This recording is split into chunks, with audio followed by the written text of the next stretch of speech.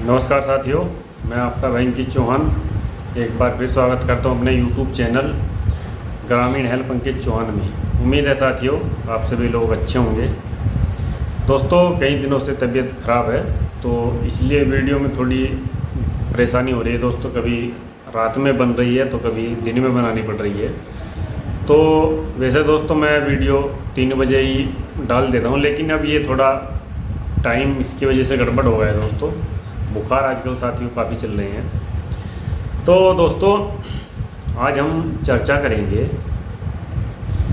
कि दोस्तों जब भी पुलिस आपको थाने बुलाती है और कहती है कि भाई आप थाने आइए, नॉर्मली दोस्तों ऐसा होता है कि मान लीजिए आपके पास कहीं अचानक फ़ोन आया कि भाई आप जो है थाने आ जाइए, आपके खिलाफ़ शिकायत है या फला व्यक्ति ने आपकी शिकायत की है तो आपसे पूछताछ करनी है और आप पूछताछ के लिए थाने आ जाइए। सामान्य दोस्तों देखा ये गया है कि व्यक्ति थाने चले जाता है, लेकिन आजकल जो दोस्तों पुलिस का रवैया है क्या होता है कि आप यदि आपको देखिए दोस्तों थोड़ा इसको समझना पड़ेगा। मान लीजिए आपको ये लगता है कि आपसे कोई अपराध हो गया है और इस तरह का अपराध है कि जिसमें जो संज्ञेय अपराध है यानी कि गंभीर किस्म का अपराध है, तब तो पुलिस को आपको थाने बुलाने की आवश्यकता भी नहीं है। आपको पुलिस गिरफ्तार कर ही लेगी दोस्तों, आप कहीं भी भागिए। लेकिन दोस्तों जो नॉर्मली मामले हैं, मान लीजिए कोई असंज्ञेय अपराध का मामला है और दूसरी पार्टी जो है वो ताकतवर है, पैसे वाली है, राजनीतिक लोग है, तो ऐसे में वो मान लीजिए अगर दबाव डालते हैं कि साहब फला व्यक्ति उसको बंद ही कीजिए। ये बात सही है दोस्तों।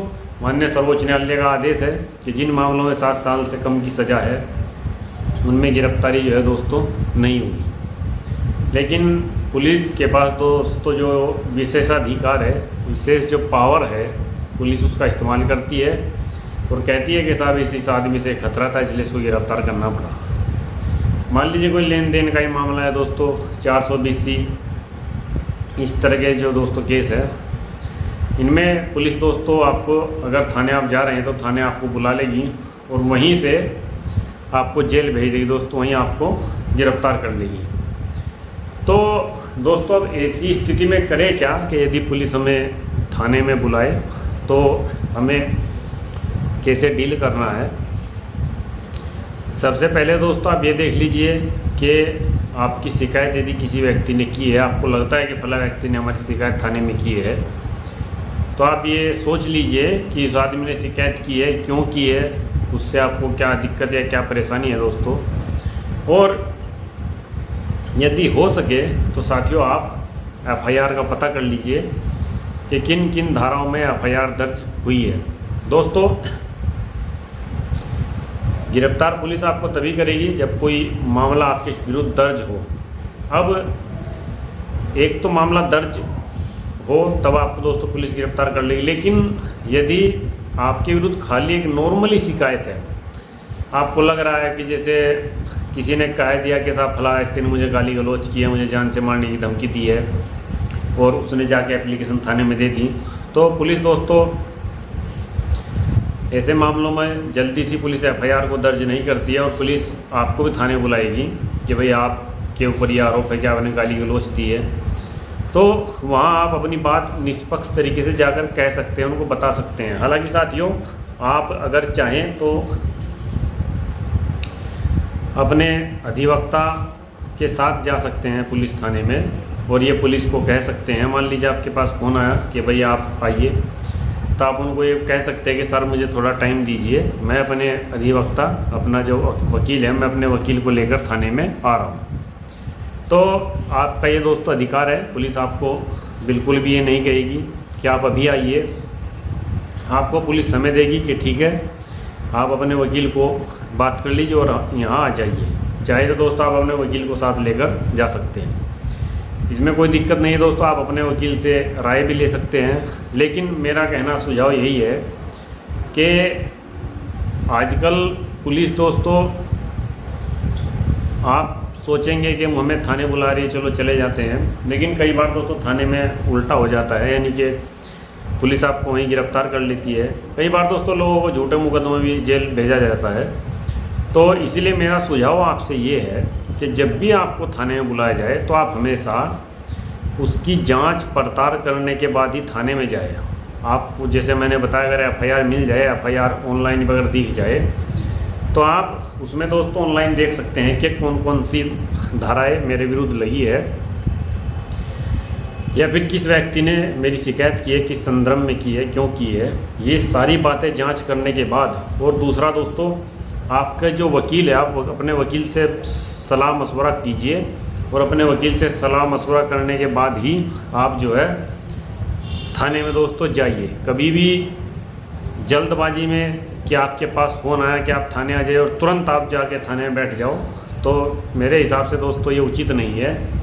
आप इस संबंध में गहनता से विचार विमर्श कीजिए, और गहनता से विचार विमर्श करने के बाद ही कोई दोस्तों निर्णय लीजिए। तो साथियों, ये मेरा एक राय है, एक आपके लिए सुझाव है कि पुलिस अगर थाने में आपको बुलाए तो आपको किन किन बातों का ध्यान रखना है, क्या क्या स्टेप आपको स्टेप बाय स्टेप चलना है, ये मैंने आपको इस छोटे से वीडियो में बताया। दोस्तों, यदि वीडियो मेरे आपको अच्छे लगते हो तो आप मेरी वीडियो को शेयर कर दीजिए और चैनल को हमारे दोस्तों सब्सक्राइब कर दीजिए। मैं फिर मिलता हूँ आपसे किसी दूसरी वीडियो में। दोस्तों, यदि आप कोई राय मशवरा मुझसे लेना चाहते हैं तो मेरा नंबर है दोस्तों 7017244920 70 17 24 49 20। दोस्तों, आप इस नंबर पर व्हाट्सअप कर सकते हैं, मुझे आप फ़ोन कर सकते हैं सुबह 9 बजे या रात को 9 बजे।